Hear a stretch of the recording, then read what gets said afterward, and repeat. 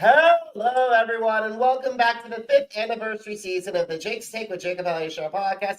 I'm your host, Jacob Elyachar, the chief content producer and writer at jakestake.com, a pop culture entertainment news website. If you're watching us on audio, please give us a thumbs up.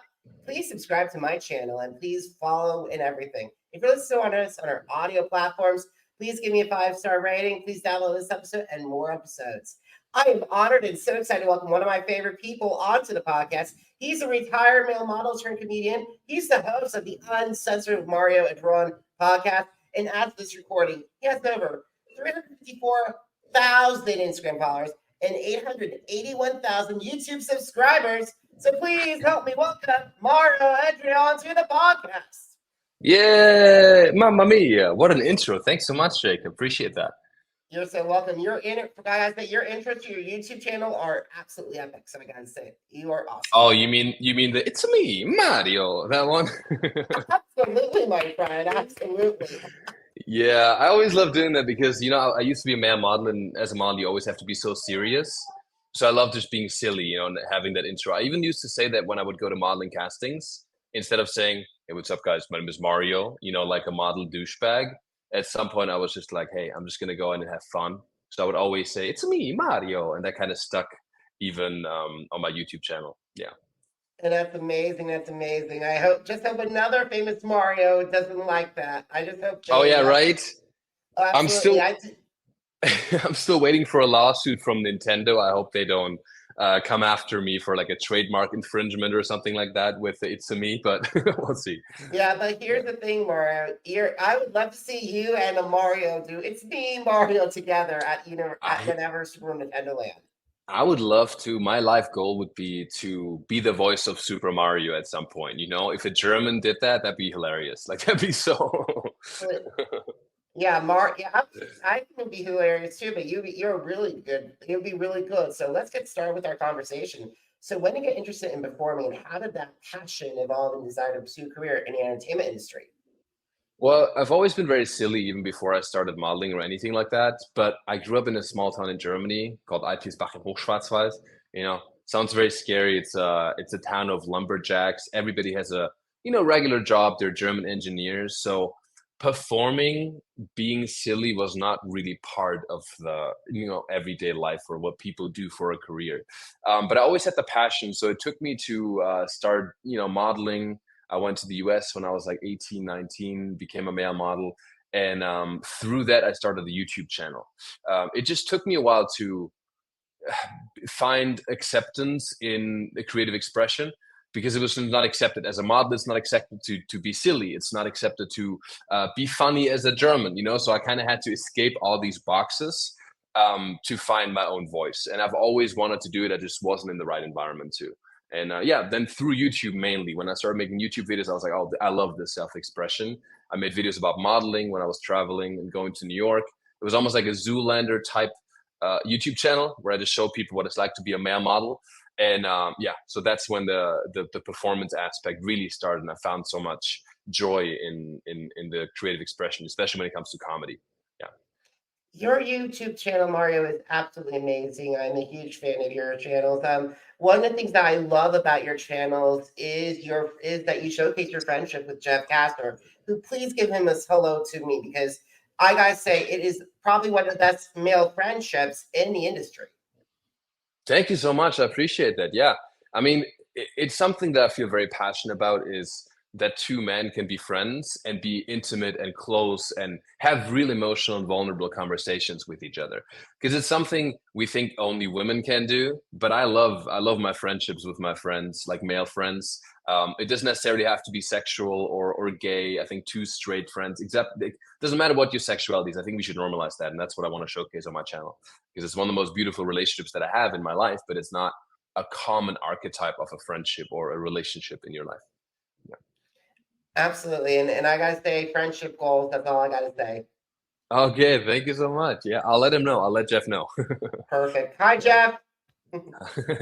Alrighty. So I gotta say this. When you arrived in 2020, it was a different world. It was probably, did you arrive pre-lockdown or after lockdown? I moved to the US right before the lockdown. Oh So wow. I just started stand-up comedy and I loved it. And I actually moved to Los Angeles for stand-up comedy. And I went to a stand-up or like an improv stand-up school called Second City in Hollywood. So I got an apartment right next to that school, hoping that I would like, dive into my, comedy goals and do stand-up all the time. And I signed my lease in February of 2020. And then COVID was already on the news, and then everything just shut down for like a year and a half. Comedy ceased to exist essentially in Los Angeles. So yeah, the timing was not ideal, but I still, it's a good experience. I mean, I learned a lot from it. But yeah, in terms of entertainment industry, that was like probably the worst time to ever make the move to California. I totally understand that. I was in New York when the lockdown happened. So Oh yeah, I was locked. I stayed there from March to August 2020 when they had phase four reopening. So yeah, it was definitely being part of the world was like basically like walking. I felt like I was on the set of I Am Legend or The Walking Dead. exactly. Yeah, yeah. Same here. I mean, Hollywood Boulevard. Usually, you see Deadpool and Spider-Man and Batman walking around. There was nobody, so it was very bizarre. Yeah. I gotta say this: many of my audience members might recognize you from your American Idol audition, including strutting the Speedo with Katy Perry. So how did you pull that off? I still don't exactly know how that happened. It was one of those things that just was very spontaneous. I was asked by a friend who's a casting director for American Idol if I wanted to be on the show. So I auditioned, but the thing is I can't sing. I'm not a good singer. Like, I don't know, I just don't have that talent in me. So I had this idea of just being being silly. That's always what I've loved to do is like being silly. So I kind of took that modeling persona that I had on YouTube and took it to American Idol. So I showed up in a Speedo on the set of American Idol in front of Katy Perry, Luke Bryan, and Lionel Richie. And I just sang a song. And then everything that happened was completely unplanned. Nobody told me what I should do. But what ended up happening is I challenged Katy Perry to a catwalk battle, like a model walk off. So we did this, and it was just, I love saying yes and being silly. And I love that the judges were so open to having a European in a Speedo on the show and just being silly and having a fun moment, which I think, especially in the pandemic, people needed that silliness and that, those fun moments. So yeah, it was an iconic moment. Very grateful for it. But it was very unplanned. Just in the moment, saying yes to things and being open. That's always been kind of like my motto, and that's how that happened. It's amazing that you're definitely going to be going down in one of the best Disney era versions of Idol because especially now that Katie's leaving the show, which I was Yeah. surprised by. Oh, she's leaving the show. I didn't know that. Yes. Next season. Oh, I didn't know. Okay. Yeah, so it must well, but however, I think is I really hope and pray that your catwalk battle is probably going to be featured in the highlights. I hope so. I hope so. Yeah, yeah, yeah. That'd be awesome. All righty, we're not here to talk about Katy Perry leaving American Idol. We're talking about you, Mario. So, Yes. could you describe how you started Uncensored to my audience? Well, Uncensored is it's my desire to be more raw and more real because I realized that a lot of content on YouTube, you have to be so worried about like having the right title, the right thumbnail. Everything has to be very polished for YouTube. So I just had a desire to having a more raw conversation. And that's when Uncensored started. And what I wanted to do is I wanted to be different from other platforms because so many podcasters out there are so afraid to say anything controversial because of advertisers pulling out. A lot of my YouTube videos get demonetized because I tackle edgier subjects. I talk about sexuality, I talk about even sexual assaults. So those are not very advertiser friendly subjects, but it's stuff that I want to talk about. That's why I called it Uncensored, where essentially nothing is off topic, right? You can talk about anything, and I like to put my guests in uncomfortable situations and have them talk about things they usually wouldn't talk about. And that's kind of like the premise. I would love to talk to you about several of your episodes that really stood out to me, if you don't mind. So yeah, some episodes stood out. I mean, there's so many. One that was very interesting and also very controversial was I had an adult star on the podcast. His name is Malik Delgadi. He's a huge gay adult star, but he is straight. So I had a very interesting conversation about him, talking to him about like sexuality, separating his sexuality from his work. And it was one of my, it's probably like, for now, it's probably the most popular episode because again, it's very controversial. A lot of people wouldn't talk about that kind of stuff, but it was fascinating showing people that you would have expectations about like adult stars, like models, but showing them in a different light and asking them questions that usually wouldn't be asked. So that was one of my favorite episodes. Then I had a lot of women on the show. I had Scarlett Vess on the show.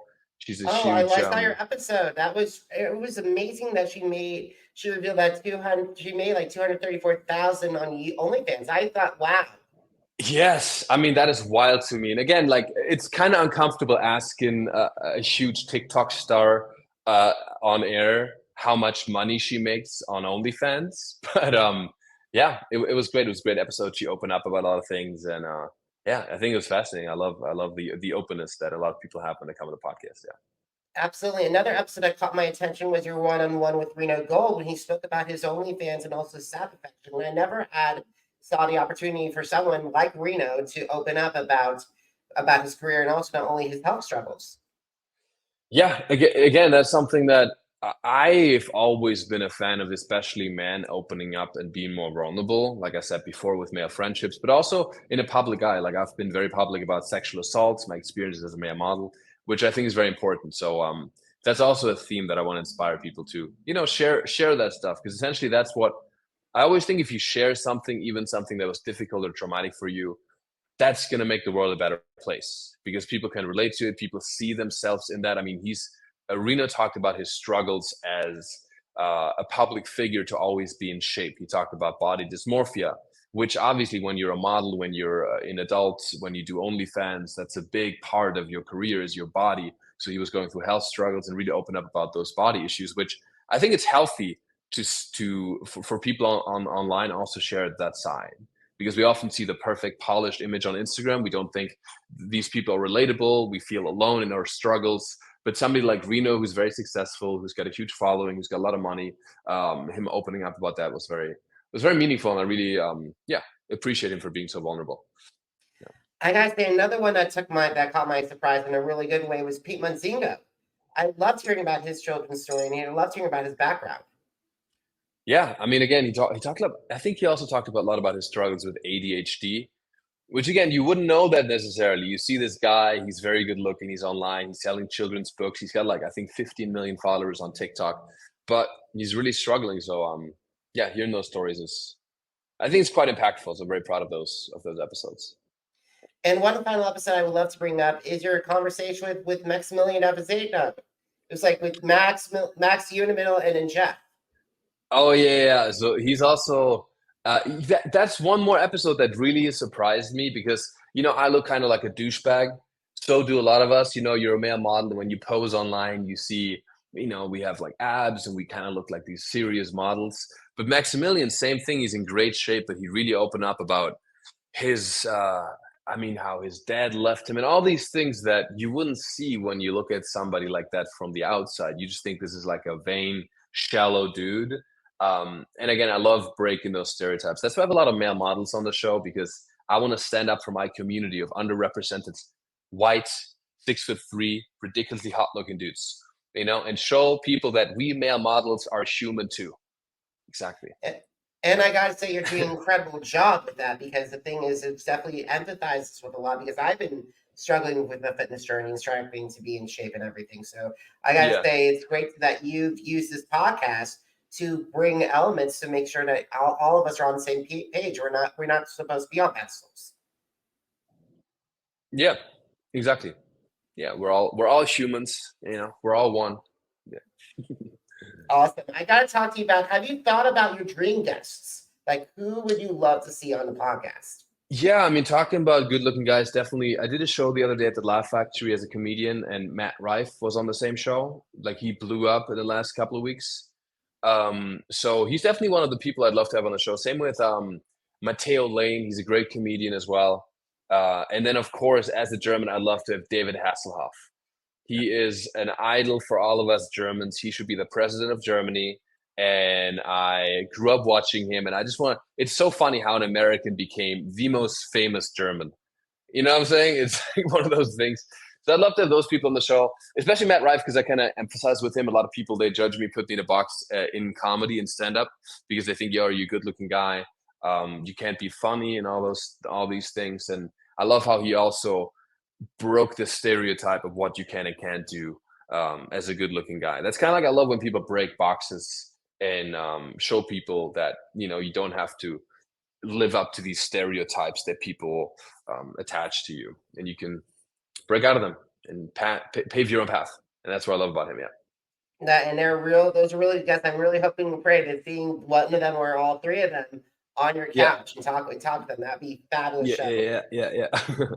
So I got to say to you, my friend, you are killing it with the social media game. As I said before, your Instagram numbers, your YouTube numbers. So what have you and your team thought about, like building that following?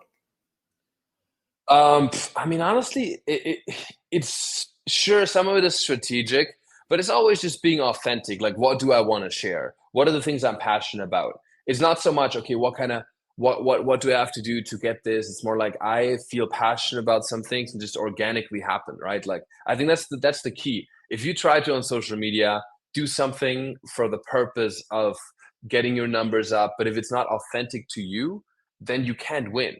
I see so many people that want to start YouTube channels with the purpose of becoming famous. I think you should start with the passion first. What do you want to talk about? And that, whatever that is, that makes it sustainable because you're going to have the passion and you're going to work harder on it, and it makes it sustainable. Otherwise, you're going to burn out if you search for the numbers and the validation. So yeah, we should always think about like what's true to me. And I talk about my struggles as a model. I talk about being German in America. So that's just stuff that I have a lot of opinions about and that I feel passionate sharing. So then that just translates. And it's always that authenticity, that vulnerability. In the beginning, I thought I couldn't be vulnerable because I'm a man, I'm this dude, I'm a model. But I think being true to that made me more successful online because I stood out, I was unique, and it's authentic to me. And I think authenticity at the end of the day, that's the biggest learning lesson that when it comes to social media is truly being authentic and not holding back. Yeah. I agree on that, and especially for me, I've just, as you noticed, the fifth anniversary season. One of two of my biggest heroes are Barbara Walters and Regis Philbin, who are huge American television icons that's had over a 50-year career. I rather have a lengthy career, not a flash in the pan. And it feels like with TikTok and everything right now, Yeah. that there's a lot more people that are going to be flash in the pans, but not lengthy. But like with you, what I see with you, Mario, is that you have a lengthy career ahead of you. Say that one more time, last part. You have a lengthy career ahead of you. Oh, thank you. I appreciate that. Yeah, and I think that's you're absolutely right. I see a lot of people, especially during the pandemic, they blew up on TikTok. There's a lot of guys, and there's nothing wrong with it, but I get it. And they capitalized on their looks, and they did like TikTok trends to build an audience. They got massive viewership, but there is not really anything personal about that, and it's the easier route, I would say. So I think to build a lengthy audience, you're gonna have to be more. I think reveal a part of yourself, be more open, be more vulnerable, and try to provide some value beyond just maybe being good looking or jumping on a trend. So that's definitely, and the value can be whatever. It can be education, it can be entertainment, it can be inspiration, whatever it might be. But I think that's the careers that have more longevity. Yeah. Absolutely. So speaking of comedy, what have been some of the lessons that you learned jumping from the modeling industry into the comedy industry? Oh, I mean, it's kind of like the same. It's funny though that i- in modeling, being good looking was rewarded. That was basically the only thing that mattered, right? Whereas now in comedy, it's almost working in my disadvantage. So that's been a big difference and a big shift for like, wow, I like comedy because I'm being valued and appreciated and validated, not just for my looks. Because I always say this, I never liked the thing about modeling that I was validated for my looks because I didn't do anything. I didn't go to college. I didn't train hard for my looks. I was just born hot. You know what I mean? So it was like one of those weird things where with comedy, it's just another level of validation. And it feels more fulfilling.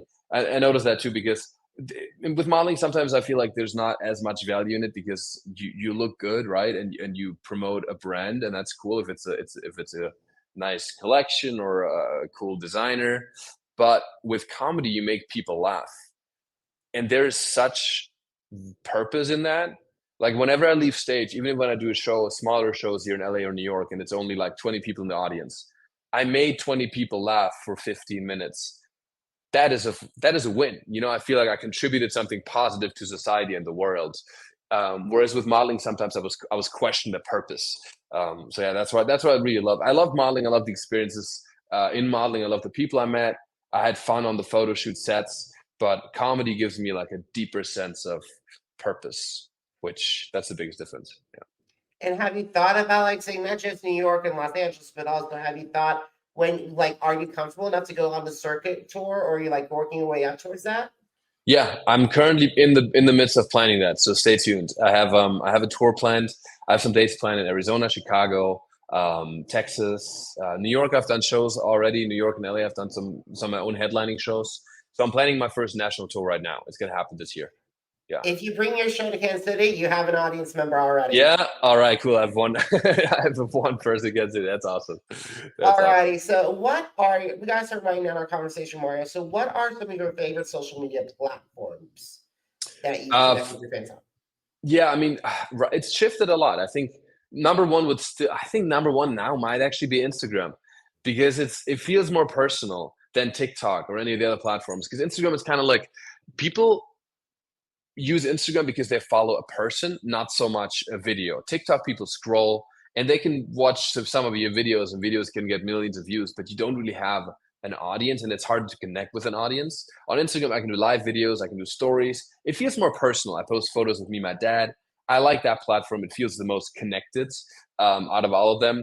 But I think my favorite platform has and always will be YouTube, just because that's how I started my whole journey. That's the platform that gave me the most love, the most reach, and it's the deepest connection. Like watching a horizontal video for 15 minutes, or even a podcast for like an hour and a half, is so much more impactful than watching a 15-second TikTok video. You know what I mean? It's very fleeting. So yeah, YouTube and Instagram would be my favorite platforms for sure. Never really got into Twitter and X. My Twitter also got deleted. I was banned from Twitter along with Donald Trump and Alex Jones, which is very ironic because I don't know what I did.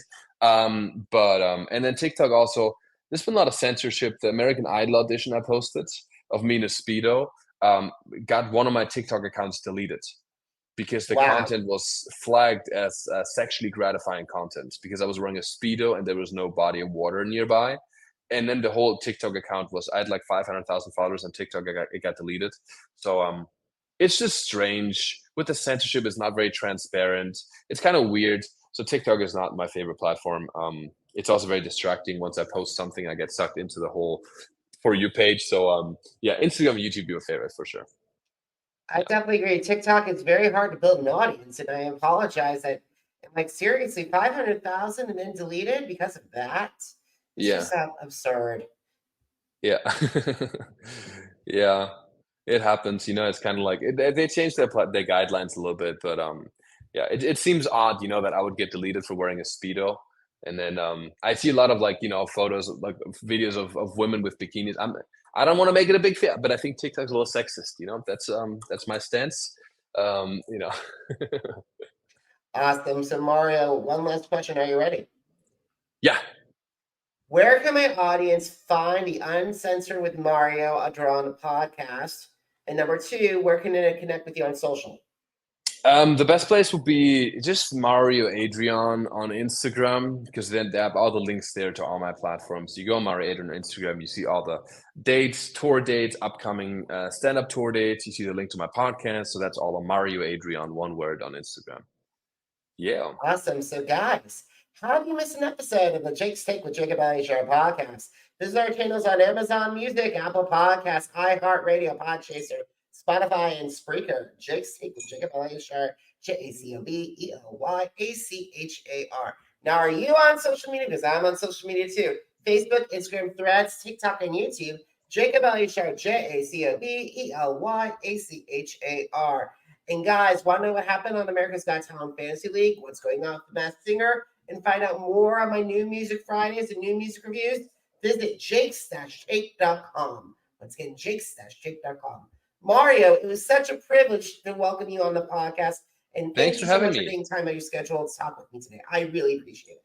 Of course. Thank you, Jacob. Yeah. You're so welcome. And guys, thank you so much for watching. Thank you so much for listening. Until next time, have a great one, everybody. Goodbye.